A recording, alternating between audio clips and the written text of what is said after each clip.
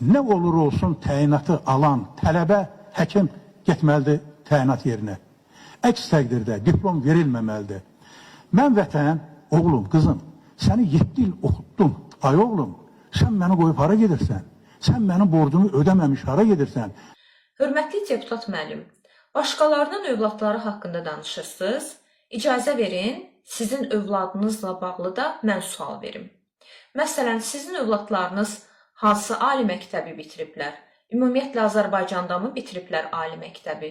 Bitirəndən sonra təyinatını hara veriblər? Ucadağ başına mı veriblər? Yoxsa 300-500 manat əmək haqqı olan iş yerlərində mi çalışırlar? Sizin övladlarınız hardadır? Sizin oğlunuz, qızınız harda çalışır? Soruşmaq ayıb olmasın. Əgər siz o kürsüdən bu xalqın övladlarına səslənirsinizsə, o zaman bu xalqın nümayəndəsi olaraq biz də sizin övladlarınıza səslənək.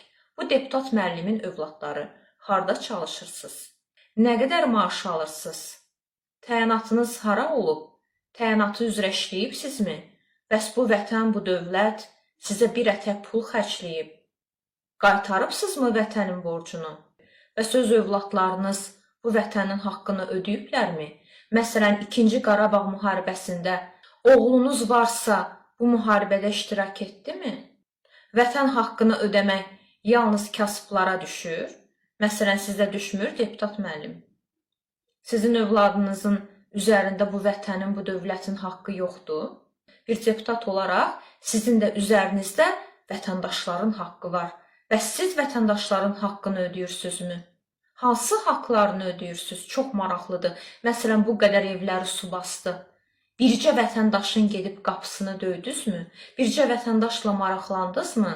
Bəzən biz şikayət edirik ki, niyə deputatlar Milli Məclisdə çıxış etmirlər?